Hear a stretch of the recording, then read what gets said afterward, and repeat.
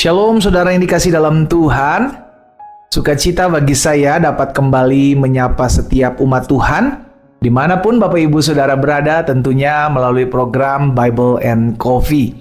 Program ini ada untuk menguatkan setiap kita anak-anak Tuhan di dalam jalan-jalan Tuhan, karena kita tahu bersama dunia di mana saudara dan saya hidup bukan dunia yang mudah untuk kita jalani, saudara. Alkitab jelas mencatat dunia sudah jatuh di bawah kuasa si jahat. Kita tinggal di dalam dunia, itu sebabnya kita perlu dituntun, diarahkan. Karena kalau tidak dituntun dan diarahkan, tentunya kita akan terseret, kita akan hanyut dalam setiap keinginan-keinginan dunia. Itu sebabnya kita bersyukur firman Tuhan menguatkan kita setiap hari. Firman Tuhan menuntun jalan hidup kita dan selalu tentunya membawa kita masuk dalam rencana Tuhan yang ajaib. Dimanapun Bapak Ibu Saudara berada, kita akan sama-sama kembali merenungkan firman Tuhan. Kita berdoa. Bapak, terima kasih buat hari yang dahsyat, hari yang luar biasa, hari di mana kami mengecap kebaikan Tuhan di negeri orang-orang hidup. Kami mengucap syukur Tuhan, karena hari ini kami kembali dapat kesempatan untuk merenungkan firman-Mu. Roh Kudus, urapi kami dengan roh hikmat dan wahyu, sehingga kami mengerti akan kebenaran yang memerdekakan kami. Bersabdalah atas kami, di dalam nama Tuhan Yesus Kristus kami berdoa. Haleluya. Amin. Amin. Puji Tuhan. Saudara yang dikasih dalam Tuhan, di dalam Kejadian 39 ayatnya yang pertama, Alkitab mencatat seperti ini. Adapun Yusuf telah dibawa ke Mesir. Ya, kita tahu bersama kisahnya, bagaimana abang-abangnya melemparkan dia ke dalam sumur oleh karena nggak suka, jealous, cemburu sama Yusuf gitu ya kan. Setelah dilemparkan ke sumur, ternyata tidak selesai, berhenti sampai di situ. Tapi mereka menjual Yusuf kepada orang Ismail yang membawa barang-barang untuk dijual ke Mesir, saudara. Sehingga akhirnya sampailah Yusuf ke Mesir. Ya, adapun Yusuf telah dibawa ke Mesir dan Potifar, seorang Mesir, pegawai istana Firaun, kepala pengawal raja, membeli dia dari tangan orang Ismail yang telah membawa dia ke situ.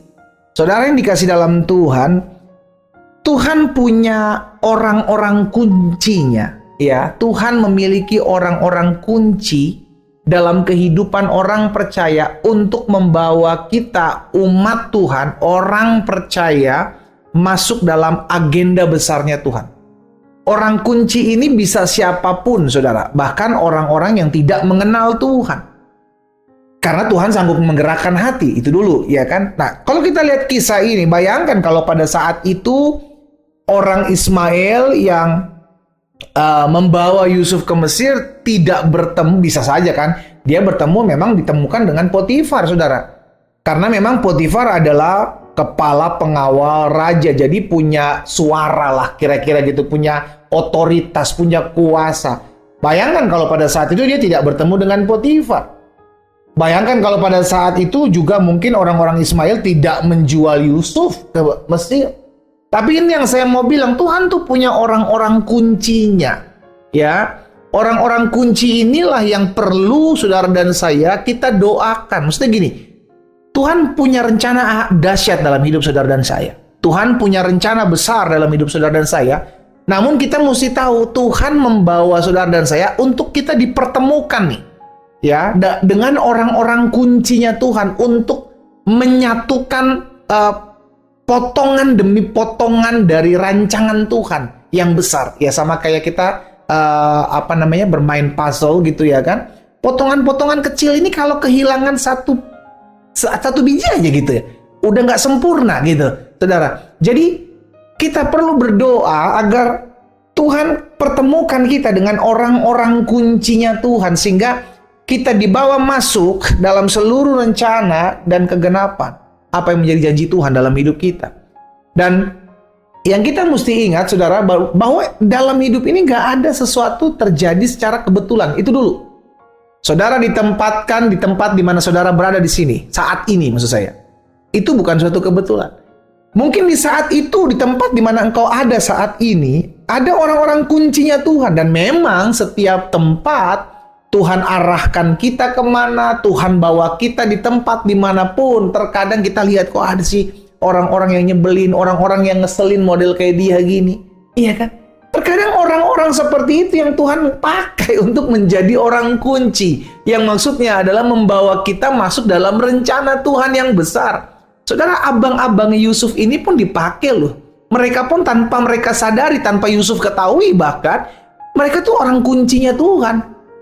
Untuk apa? Untuk membawa Yusuf masuk dalam rencananya yang besar. Dalam hidup kita pun, kalau engkau ketemu dengan orang, siapapun kau baru kenal, tiba-tiba ada yang so akrab, jangan langsung buru-buru, aduh nih, penipu nih, kayaknya penipu nih, aduh, trauma gitu. Gak apa-apa, mungkin saudara punya pengalaman ditipu orang, dihianati orang. Tapi jangan langsung buru-buru antipati gitu saudara. Langsung pasang jarak, langsung buat jarak. Jangan. Tuhan mau pakai setiap orang yang bahkan terkadang tidak bisa terprediksi gitu. Ya. Tidak bisa terprediksi. Makanya lakukan apa yang baik buat semua orang. Miliki prinsip itu. Lakukan apa yang baik buat semua orang. Kita nggak pernah tahu Tuhan mau pakai siapa dalam hidup ini. Ya. Kita nggak pernah tahu, bahkan orang-orang yang bisa saja mengkhianatimu, merancangkanmu yang jahat, Tuhan pakai menjadi orang kuncinya. Jadi Tuhan tuh selalu memiliki, saudara. Dia punya orang-orang kunci dalam setiap keadaan, dalam setiap situasi, dalam setiap tempat. Ada orang-orang kunci itu. Kita cuma doa, Tuhan, pertemukan kami dengan orang-orang kunci dari Tuhan. Ya, dan ingat, orang kunci ini nggak mesti kenal Tuhan. Tuhan bisa pakai Potifar, saudaraku, ya orang yang tidak kenal Allah Israel, tapi dia kepala pengawal raja, dia seorang Mesir. Ya, jadi Tuhan bisa pakai orang-orang kuncinya siapapun dan dimanapun. Bagian kita adalah doakan agar Tuhan membawa kita, mempertemukan kita dengan orang-orang kuncinya Tuhan, dan belajar untuk tetap terus berbuat baik kepada siapapun. Ya saudara, karena kita nggak pernah tahu Tuhan pakai siapapun, Tuhan mau pakai apapun untuk menggenapi rencana Tuhan dalam hidup kita. Kita berdoa, kita datang sama Tuhan. Bapa, terima kasih buat hari ini. Kami mengucap syukur Tuhan baik. Tuhan yang tolong kami, Tuhan yang ajar didik kami untuk kami boleh mengerti setiap rencana Tuhan dalam kehidupan kami. Bapa, hari ini hamba berdoa buat umat-Mu dimanapun mereka mendengarkan firman-Mu saat ini. Biar Tuhan yang menolong setiap kami, untuk kami dipertemukan dengan orang-orang kuncinya Tuhan. Di tempat di mana Tuhan percayakan kami berada untuk menggenapi apa yang menjadi rencana Tuhan dalam kehidupan kami.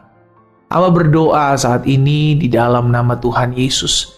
Biar Tuhan yang menuntun, Tuhan yang mengarahkan, Tuhan yang memimpin kehidupan kami. Sehingga akhirnya hidup kami menggenapi apa yang menjadi rancangan Tuhan.